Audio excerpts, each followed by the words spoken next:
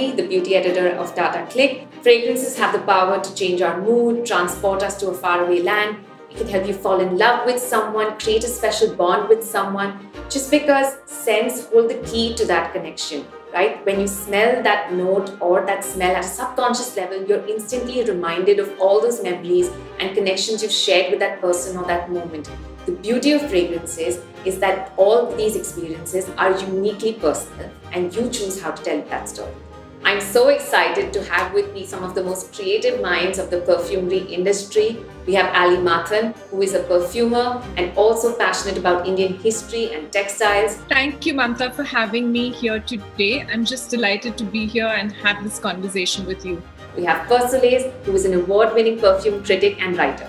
Not at all. The pleasure is all mine. Absolutely. Thank you for having me. I always love any opportunity I can get to talk about the power of perfume.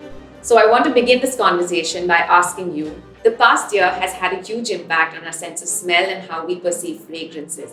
It's not just for people who've lost and regained their sense of smell due to COVID, but also just from being deprived of regular olfactory experiences we would have had on an otherwise regular day.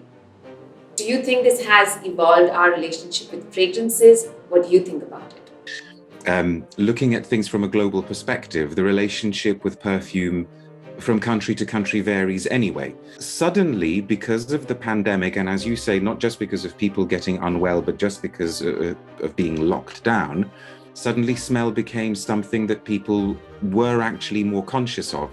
I think what the situation has done is brought smell further forward in people's minds and on people's daily agenda, if I can put it that way. As a people, we're finally attuned to the smell of spices, the smell of nature in our gardens.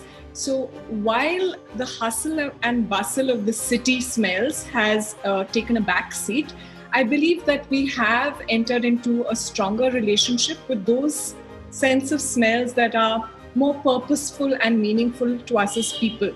Fragrances are known to be an extension of our personality. We've always picked one based on the side of our personality we want to reflect to the outside world. We pick one based on how we want people to perceive us. But more recently, there's been a move to reflect more inward. We're thinking about how we want a fragrance to make us feel. So we're also seeing this in the fragrance world as a move towards more nostalgic scents that trigger a certain emotion. So do you think that this change is global? Are we really moving towards fragrances that make us feel something versus how they make someone else feel? I had a friend who actually lost his sense of smell because of COVID.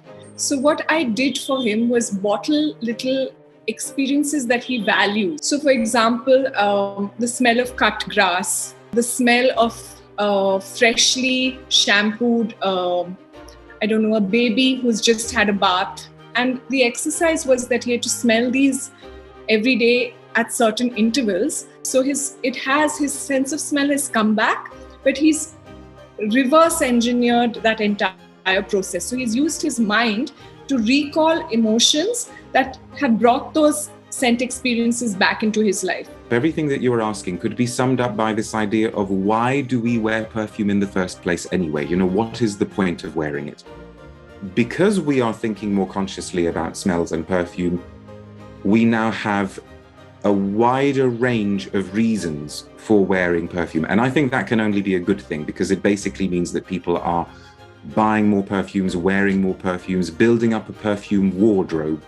I think we're moving towards a nostalgic sense because we miss that human connection, just the simple act of hugging someone when you meet them. So I'd really like to ask you, how would you define the scent of a hug? Once had a client come to me during his summer holidays as a child, go from Bombay to Kerala in a train to spend his summer holidays with his grandmother. And they would reach Kerala and get into this ambassador car. You're sweating, your skin is rubbing against the leather. You drive along this very, very lush green, and they'd stop at his grandmother's porch. And the first thing that they would do is jump out of the car, rush to her and hug her. They would instantly smell camphor on a starched, crisp white and gold cotton sari. So, when I'm telling you this, you instantly understand what that hug has come to mean to a little child. So this is a process that I think a perfumer has to go through before you can table and bottle something like this. Which means, the camphor comes, the smell of starch comes, the smell of textile comes, the green comes, and then you table all of these into a heart note, a base note, and a top note. Point is that our training allows us to take you on that emotional journey so that you can harness that little experience. The scent of a hug is probably actually the scent of a lot of synthetic musks. Mainly because they are used so much in detergents and fabric softeners. Most people in the Western world, when you hug them, what you are getting is the smell of synthetic musks. That's why synthetic musks are now also used in perfume compositions where the perfumer wants to project a sense of comfort. Because if you think about it, when somebody sprays a perfume, very quickly the top notes will evaporate and vanish. Then after a couple of hours, the mid notes will vanish. So by the time you're getting to hug that person, their perfume has gone down to the base notes. Over the years, there have been some iconic notes and fragrances that define the feeling of being in love or just feel loved. Are there any fragrances for you that define love? From a scientist point of view, you understand that, and this is commonly known, the body has pheromones which stimulate the sense of smell. And there's something called the human leukocyte antigen. And an antigen, basically, it's a foreign particle that forces a reaction from somebody else. Which is why, when you say opposites attract, it's usually something that you're repulsed by a smell that is actually very similar to your own, and you're attracted to something that is a little bit more different or intriguing or mysterious, or which allows you a pathway to discover something new. And that is really where the point of attraction happens from a fragrance perspective. To me, if I want to express a gesture of love with a perfume gift that I'm giving to somebody, then I would look for a rose. And I should stress as well that I try not to make gender distinctions in perfume. One of my most beloved rose compositions is a perfume that is actually proving harder to get at the moment. It's from the old French brand Guerlain, and it's a perfume that they released in the late 70s called Nehema. It was a huge commercial flop when it was released, but people now think that it was way ahead of its time. We're always looking for something that brings us a sense of joy and happiness. What's the one fragrance or note for you that brings that sense of happiness? Well, as soon as you said that word, my mind was filled with images of citrus fruit. I think because they are so effervescent, because they are so exuberant, they literally fizz with energy and life. Those are the things that I associate with joyfulness. One of the most striking examples of the use of a citrus note in a perfume for me is from the brand, again, Frederic Malle. They do a cologne, which they simply call Cologne Bigarade.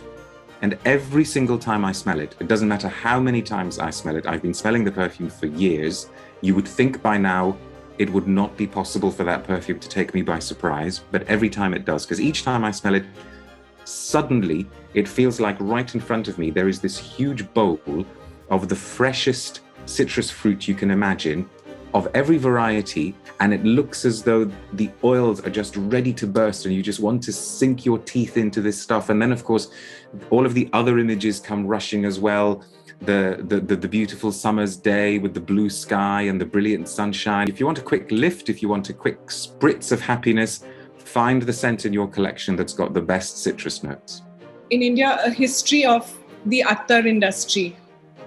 And I think it's remarkable that, they really have been able to capture the smell of rain on wet earth, or the smell of wet earth, which is a very, very common attar fragrance. And it brings joy in a way that, is to one person when they wear it, but also to the next person who smells you as they walk past you. And then it leaves a lingering odor, a little sillage, so that when you leave the room, that memory of the rains is still there, So I think it's very, very beautiful and evocative as a scent, and it's transcended generations, So for me, that brings me joy. So I'm very curious to know, what are some of the fragrances and notes that you've been attracted to instinctively? Well, the big hit of the year so far, and I don't think it's been a hit just for me, I think it's been a hit for a lot of people in the sort of fragrance criticism world, has been the recent exclusive release from Chanel. It's called The Lion, or to give it its proper French name, Le Lion. Fragrance composition seems to be going one of two ways. So what we're seeing is that some brands are releasing rather subtle, rather quiet, soothing, comforting, gentle, delicate scents. But the other trend is the total opposite. The other trend stems, I think, from this idea of, I've been locked down for ages. I haven't had any contact with people.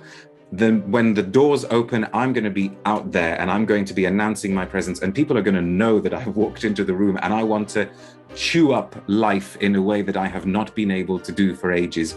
Perfume geeks like me really love it because it seems to also pay homage to lots of scents from the past. So if anybody is aware of the classic Shalimar from Guerlain, it pays homage to Shalimar. It also seems to pay homage to two key scents from Chanel's past, their Cuir de Russie, which is their Russian leather, and also Coromandel, which has a beautiful patchouli note. So Chanel's Le Lion, I've been reaching for a lot. So I'm just beginning my journey in learning about attar and how it's structured in a chemistry laboratory. But, there are little facets of it that I discovered which were extraordinary. Perfume practitioner, like a doctor, who would create the scent right there and then based on its reaction with your skin. And as we know, different fragrances react differently to the texture of people's skin, the molecules coming off it, even sometimes the way you sweat, your environment. And therefore, each individual comes away with his sort of signature scent, rather than having something that is compartmentalized that you can just buy off a shelf. And I think, given the context of our conversation, it's a very, very interesting study, because it really takes you through then who you are. And only when you know who you are can you actually talk to the world about that person you've discovered. Thank you so much for giving us your time. This has been a very insightful conversation. Thank you. Honestly, the pleasure is all mine. It's such a tremendous honor and a thrill to be able to talk about perfume. Thank you so much for having me. It really has been such an inclusive and enriching experience to learn from all of you this way today. Thank you for making it so meaningful.